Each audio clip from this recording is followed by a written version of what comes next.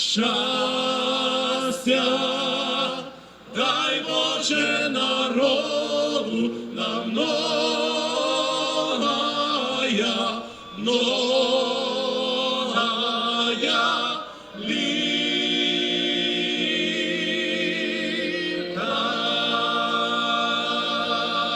В ім'я Отця і Сина і Святого Духа. Амінь. В ім'я Отця і Сина і Святого Духа. Амінь. В ім'я Отця і Сина і Святого Духа. Амінь.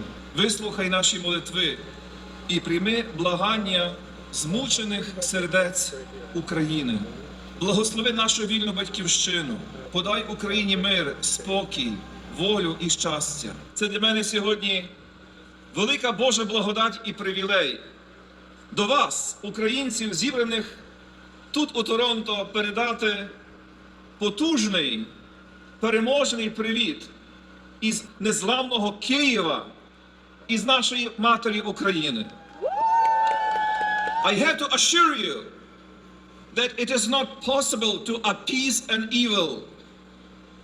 It is not possible to not negotiate with the incarnated evil which right now is trying to destroy Ukraine. Today we would like to convey our message to the whole world that Ukraine stands not for money, not for some earthly proposals. Ukraine fights for truth, for justice, for freedom, and for the future.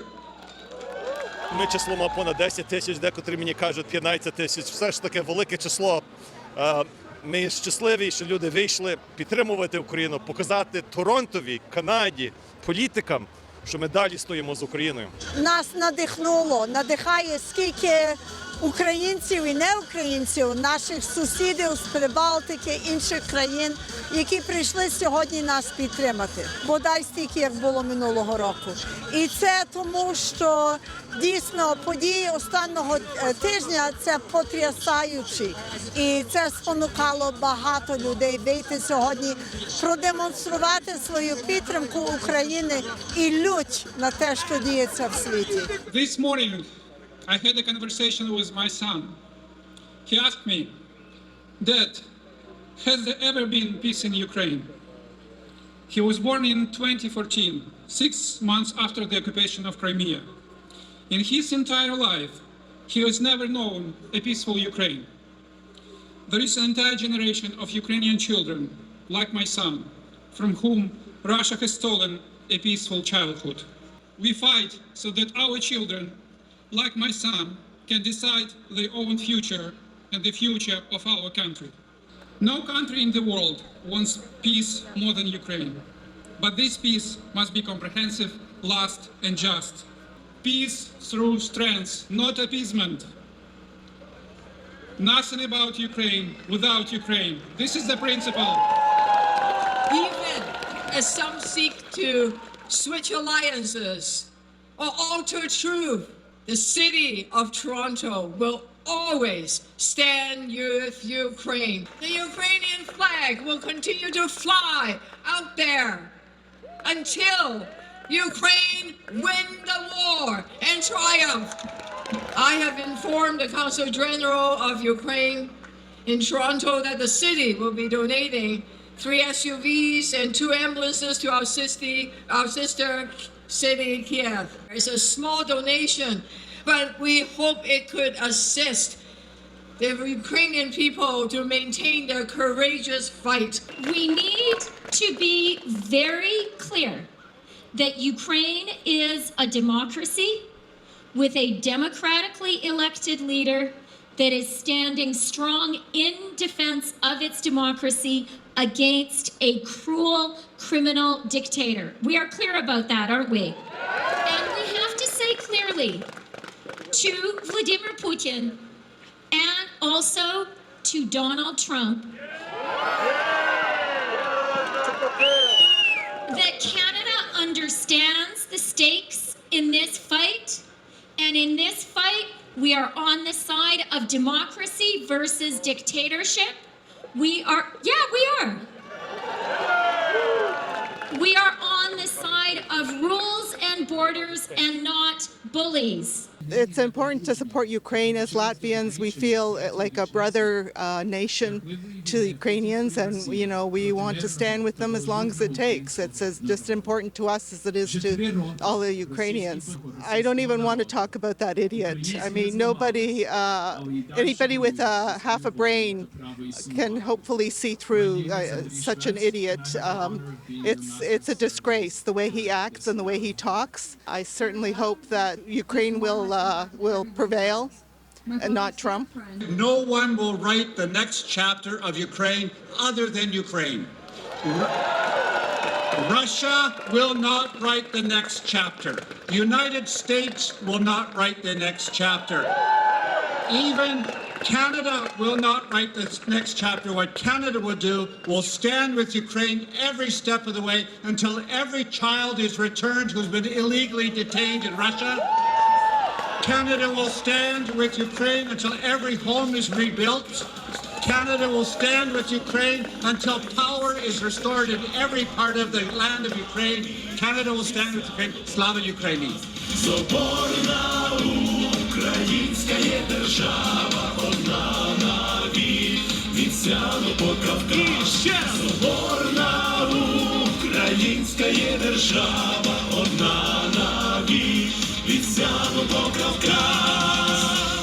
I am proud that it was the Canadian government under Prime Minister Stephen Harper that led the charge to exclude the Russian Federation from the G8. I firmly believe that they cannot be allowed to return and that no negotiations about Ukraine should happen without Ukraine. Every lesson of history tells us that the greater risk lies in appeasement. The Ukrainian people are defined by a belief in the resurrection and in a knowledge of a history where small, brave peoples with the support of the world community have stood against larger invaders and defended their home, defended faith, family, and freedom. This is not just faith, this is our history. The evil of the Russian Federation, led by Vladimir Putin, is no match for the combined industrial might of the West. We can win, we must win, and we will win. Slava Ukraini! Having these two flags, Lithuanian and Ukrainian, in my hands, I have a very clear and very strong message to our Ukrainian friends, to our Ukrainian sisters and brothers. Lithuania has been and always will be with you, no matter what. I'm of Lithuanian heritage, so I understand what Ukraine, the country, stands for and the importance of its freedom to determine its own decisions about its sovereignty, and Lithuanians support Ukrainians in that. Any appeasement with the aggressor would lead to bigger catastrophe. It would cause more losses, damages, and destruction. Lithuania alone lost 25% of its population because of the appeasement with Russia in 1945 in Yalta. So let's unite our efforts, enhance our support to Ukraine, because only Ukraine's victory against this empire of evil would protect our free and bright future. Together, we are standing with Ukrainians and friends of Ukraine in over 80 countries around the world. Over 1,000 events are taking place in over 700 cities across the world in supporting Ukraine. We are standing with Ukraine as a large global community. It's hard to believe that from Ukraine being a darling in the United States to now being a toxic word in the United States among Republicans. And that is very, very concerning. And it's really up to us to make sure that Russia pays. We need to make sure that we impose further sanctions, not weakening sanctions. And that's why we must stand up to those who try to appease Russia. We must make Russia pay. Make Russia pay. Make Russia pay. Make Russia pay. It's important, and I just want to echo the words of Chrystia Freeland when she says that Ukraine's victory has to also come with Russia's defeat. And too few global leaders want to say the word defeat of Russia. Russia must be defeated. Today I want to share a segment of an intercepted phone call between a Russian invader and his mother. He said, "Mom, we're killing people here." And the mother replied, "Son, they aren't people." This is one of many horrific conversations that were intercepted by Ukraine's security services. These conversations demonstrate what many in the West, even after 3 years of a genocidal war, have yet to learn.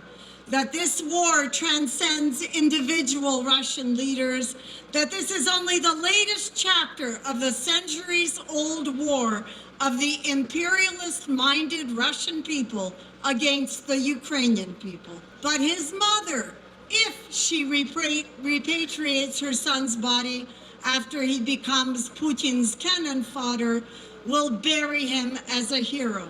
She will never once blame Putin. She will, as generations of Russians have done before her, vilify Ukrainian kulaks, chakhle, Nazis, banderovtsi. And yet some Western leaders, secular and religious, not only parrot this propaganda, they tell us that peace is possible with such a people. They tell us to forgive genocide, to turn the other cheek, to practice brotherly love, to forget about justice for the victims of Russia's war crimes, to forget about getting our children back, to abandon the memory of our friends and family who died defending us. There is a reason that our national anthem starts with «Ще не вмерла Україна».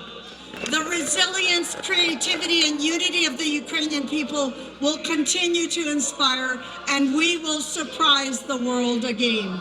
So now is the time to unite with Ukraine, to remember that no matter how long the night, daylight always breaks, to remember that tyrants fall and that freedom always wins. Now is the time to stand with Ukraine. Slava Ukraini!